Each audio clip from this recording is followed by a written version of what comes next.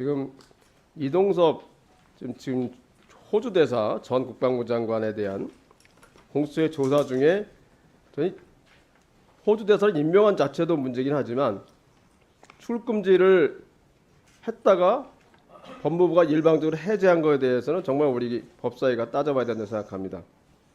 첫째는 공수처가 분명히 출금지에 반대했다고 합니다. 그 공수처가 반대하는데도 불구하고 그 법무부가 일방적으로 출금지 해제한다는 것은 그것은 너무 자의적이기도 하고 기준에도 안 맞는 겁니다. 뭐 대통령실에서는 출금지 이후에 수개월 동안 한 번도 조사를 받지 않았다 이렇게 했는데 1월경에 공수처가 이중섭 장관에 대한 출금지 요청한 것 같습니다. 그러면 불과 2달도 채 안 됐다 생각이 되거든요. 수사를 시작하는 단계인데 여기에 대해서 출금지 바로 해제했다는 건 말이 안 된다는 얘기고, 정말 또 한 말씀드린 것은 이종섭 전 장관은 여러 가지 혐의 사실에 대해서 명백히 많은 자료가 나와 있습니다.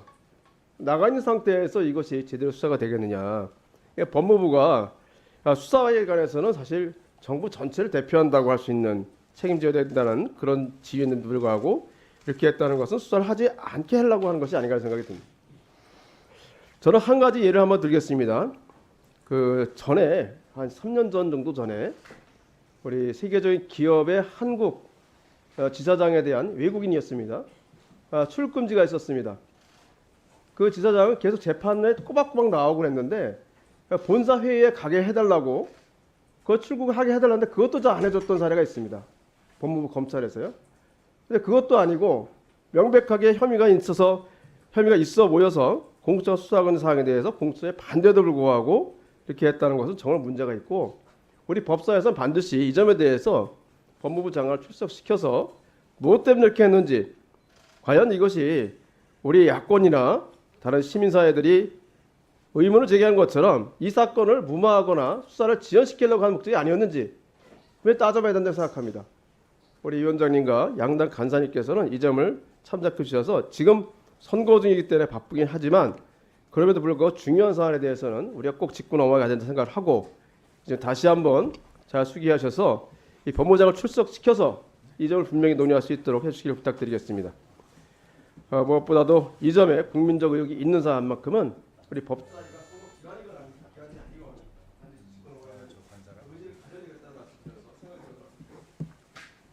윤석열 정부가 그동안 여러 거짓말을 많이 해왔고 하지만 지금 이번에 드러난 것은 정말 심각한 조직적 범죄로 볼 수 있다는 점에서 심각하다고 봅니다.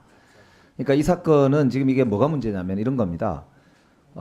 최상병 사건이 생길 당시에, 그러니까 작년이죠. 2023년 7월 30일 날 대통령이 직접 국방부 장관과 통화를 해서 이 사건을 경찰 이첩을 막아라, 경찰 이첩을 하지 말라라고 지시를 했느냐 아니냐라고 하는 것이 가장 큰 쟁점이었습니다. 국방부 장관은 일관되게 대통령으로부터 전화받은 적 없다, 혹은 대통령실로부터 전화받은 적 없다고 일관되게 부인해 왔습니다.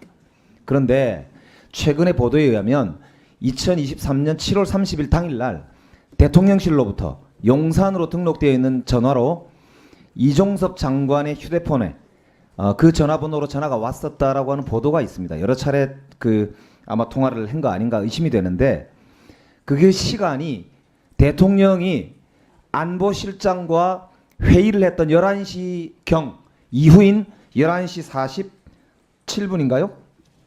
57분. 11시 57분에 사건 이첩 보류를 장관이 지시를 합니다. 그 직전에 용산으로부터 전화를 받았다라고 하는 지금 보도가 있습니다. 이걸 확인해야 됩니다. 만약에 이게 사실이라면 모든 이 최상병 관련된 은폐 조작 시도 이런 것들이 결국 대통령과 직결되어 있다라고 하는 것이 밝혀지는 셈이기 때문에 큰 문제가 됩니다.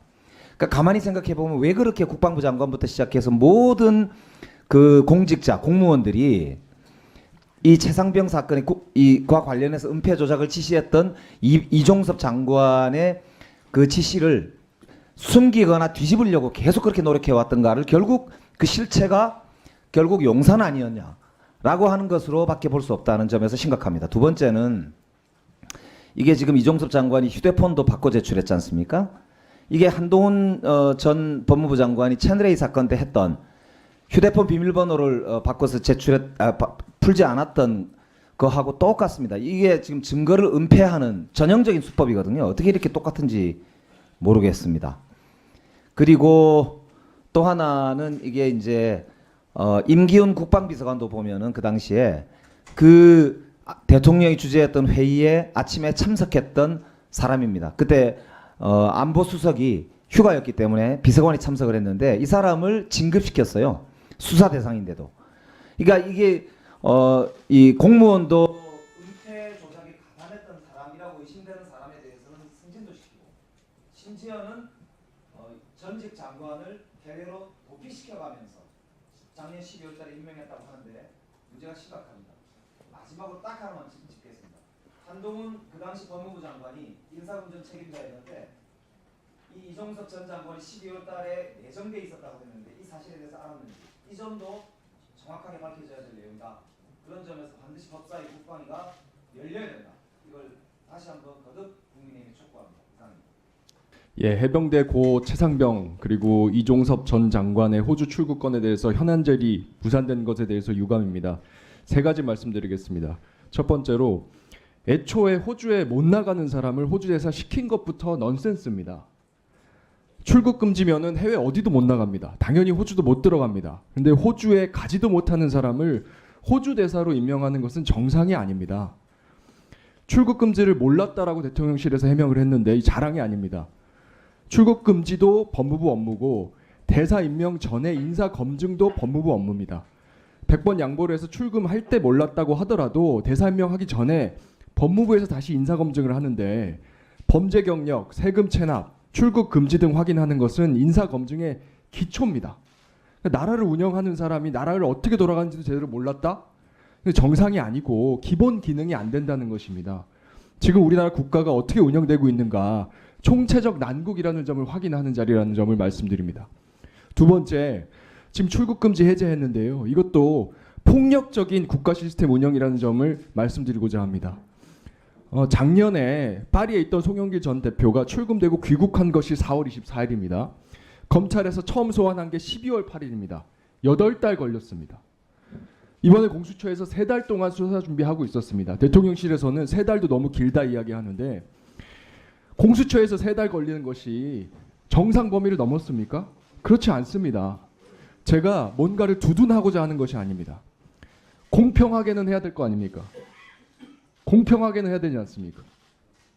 이게 사법과 관련돼서는 특히나 기본입니다. 또 3개월 동안 지금 공수처가 처장, 차장, 게다가 직무대행까지 지금 공석인데 대통령이 처장 임명도 안 하고 있습니다. 한쪽에서는 임명도 안 해서 정상적인 기능이 돌아가지 않도록 하면서 3달 동안 소환 안 했다고 출국금지 해제하는 게 말이 됩니까? 저는 가해자 피해자를 뒤집어서 박정훈 대령을 항명죄로 구속영장 청구도 하고 이 출국 수사 금지, 출국 금지 수사 이런 법적인 절차적인 안정장치들을 그냥 부수고 가는 폭력적인 방식의 윤석열 대통령의 국가 운영 이것에 대해서 대한민국 국민들께서 이번 총선에서 반드시 심판하실 것이라는 점을 말씀드립니다. 마지막으로 말씀드릴 자리는 호주 대사라고 하는 자리는요. 국민 세금 들어가는 고위직 자리입니다. 지금 이종섭 전 장관뿐만이 아니라 임종득 전 국가안보실 차장, 신범철 전 국방부 차관 등 고 최상병 사건 관련자들이 전부 다 단수 공천을 받거나 호주 대사로 임명을 받거나 이 억대 이상의 국민 세금이 들어가는 자리를 보장받고 있습니다. 이러한 책임은요. 총선이 끝난다고 해서 끝나지 않습니다. 반드시 끝까지 책임을 지게 될 것이라는 점. 지금 이종섭 호주 대사님에 대해서 언론에서 많은 관심이 집중되고 있는 게 사실입니다. 우리 지금 민주당 의원님들은 언론에 제기된 내용들에 대해서 법무부 장관과 공수처에 현안 질의를 하자는 의견입니다. 오늘 지금 정부 부처에서 아무도 출석을 안 해서 다시 또 소집 요구를 하자는 의견이 있습니다. 그래서 우리 국민의힘 간사님께서 이 부분에 대해서 좀 적극적으로 고려를 해 주십사는 말씀을 드립니다. 이상입니다. 네, 정점식 간사님. 예, 정점식입니다. 오늘 의사일정 협의도 없이 일방적으로 전체의 개의 요구서를 민주당 의원님들께서 제출한 것에 대해서 굉장히 유감스럽게 생각합니다. 그리고 소 간사님께서 말씀하신 현안 질의와 관련해서는 지금 선거가 한 달도 안 남았습니다. 그때 과연 한 달도 안 남은 이 선거 와중에 현안 질의가 가능하냐라는 부분에 대해서는 제가 굉장히 부정적이다라는 말씀을 드립니다. 지금까지 소위 오늘 회의에 대한 특히 이종섭 호주 대사에 대한 여러 가지 발언들은 민주당 의원님들께서 군사법원법과 소위 출입국 관리법을 제대로 이해하지 못한 상태에서 나온 발언이라고 생각합니다. 모든 일부 국민들께서는 군사경찰, 그러니까 이전에 헌병대라고 하는 군사경찰이 사망사건에 대한 수사권을 가지고 있다고 오해를 하시는 경우가 있는데, 군사법원법이 개정되면서 군인이 사망한 사건은 민간경찰에게 수사권이 있습니다. 그렇기 때문에 군사경찰은 단지 기초자료만 수집해가지고 민간경찰에 그 자료를 인계하는 역할만 할 뿐입니다. 군사경찰이 혐의자를 특정할 수가 없습니다. 그거는 여기 계신 민주당 의원님들도 이미 법사위 전체회의에서 군사법원에 대한 국감 등을 통해서 여러 차례 말씀을 하신 사건입니다. 그럼에도 불구하고 군사경찰은 사단장부터 부사관에 이르기까지 8명의 혐의를 특정해서 민간경찰에 이첩하겠다고 하니까 국방부에서 소위 인사와 징계 등에 참고하기 위해서 각 대상자들의 과실 유무를 특정하라라고 지시를 한 것일 뿐입니다.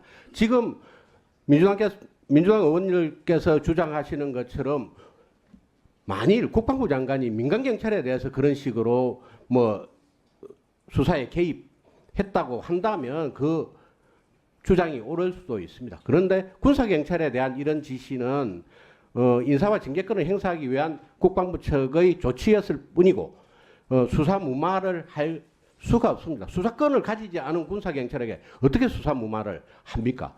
한들 무슨 소용이 있습니까? 그리고 출국 금지와 관련해서도 지금 수사기관의 반대에도 불구하고 공수처의 반대에도 불구하고 출국 금지를 해제했다고 그러는데 2019년부터 23년까지 최근 5년간 수사기관의 반대에도 불구하고 법무부가 출국 금지를 해제한 사례가 6건이나 있습니다. 이 건의 경우에도 23년 9월 공수처가 민주당의 고발장을 접수하고 난 이후에 지금까지 수사를 전혀 하지 않았습니다.